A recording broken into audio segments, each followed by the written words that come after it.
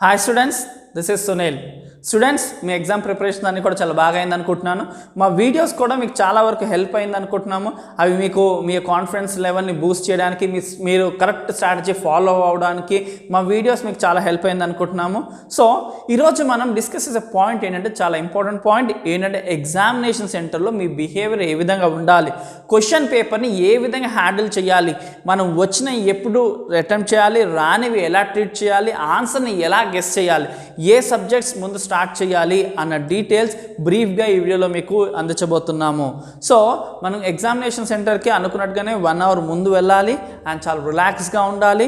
And మన చేతికి examination question paper రాగానే ఎక్కడ టెన్షన్ పడకండి, కూల్గా ఉండండి. అండ్ ఒకేసారి మొత్తం పేపర్ చూసేసి ఆ తర్వాత స్టార్ట్ చేద్దామని చాలామంది అనుకుంటారు. ఆ తప్పు అస్సలు చేయకండి. సో మీరు ఒక పర్టికులర్ సబ్జెక్ట్ సెలెక్ట్ చేసుకోండి. Easy subject, hard and tough సబ్జెక్ట్ని లాస్ట్ పెట్టుకోండి. చాలామందికి మోస్ట్ స్టూడెంట్స్కి హార్డ్ సబ్జెక్ట్ ఫిజిక్సే ఉంటుంది, దాన్ని లాస్ట్ పెట్టండి. సో కొంతమంది మ్యాథ్స్ ఉంటుంది, కొంతమంది కెమిస్ట్రీ ఉంటుంది. మీ సర్కమ్స్టాన్సెస్ బట్టి మీ సబ్జెక్ట్ని సెలెక్ట్ చేసుకోండి. సో నాలెడ్జ్ ఉన్న వాళ్ళు, కొంతవరకు బెటర్గా చదివిన వాళ్ళు ఏం చేస్తారంటే, మీరు ఫస్ట్ సపోజ్ మ్యాథ్స్ పిక్ చేసుకున్నారు అనుకోండి, లేదా కెమిస్ట్రీ, మీ ఇష్టం ఏదన్నా ఒకటి పిక్ చేసుకున్నారు.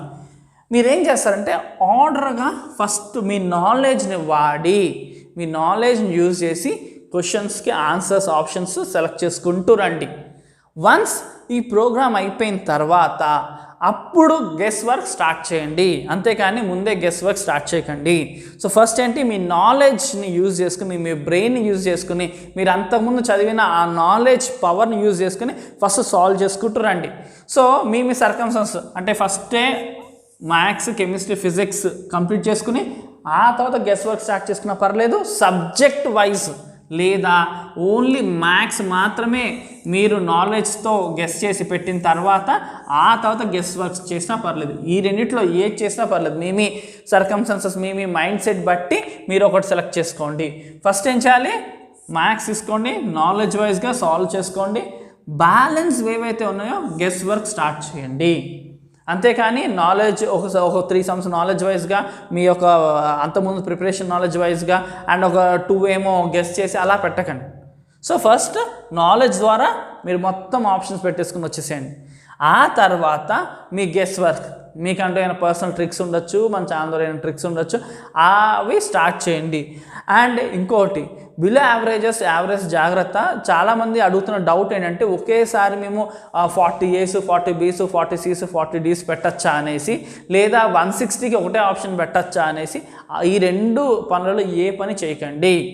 సో దయచేసి మీరు గెస్ వర్క్ కూడా ఎలాగంటే చూసి, మీరు అక్కడ ఆప్షన్స్ బట్టి దాన్ని బట్టి చేయండి, కానీ మీరు ఇష్టం వచ్చినట్టుగా ఏంటంటే ఏబిబిసిసి అని చేయకండి.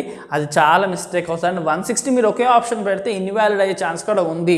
సో దయచేసి ఫస్ట్ ఏంటి, మ్యాథ్స్ స్టార్ట్ చేసుకోండి ఆర్ కెమిస్ట్రీ నాలెడ్జ్ వైజ్గా ఆప్షన్స్ పెట్టుకోండి.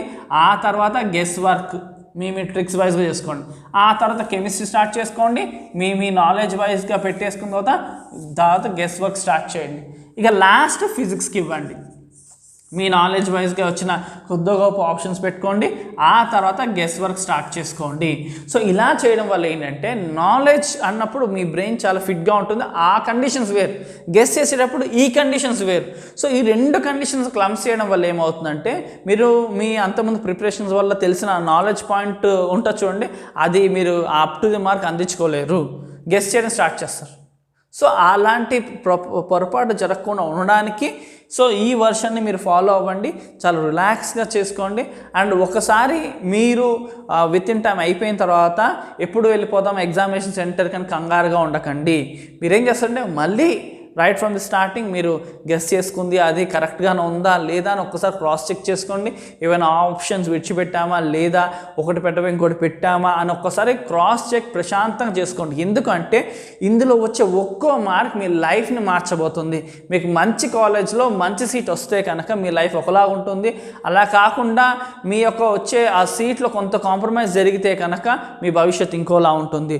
సో ఎగ్జామినేషన్ సెంటర్లో గడిపే ఒక్కో నిమిషం మీకు చాలా వాల్యూబుల్ అండ్ ఒక్కో మార్క్ మీకు చాలా వాల్యుబుల్. ఐ హోప్ ఈ సజెషన్స్, ఈ టిప్స్ మీకు చాలా హెల్ప్ అవుతాయి అనుకుంటున్నాము. All the best and do share and subscribe our channel.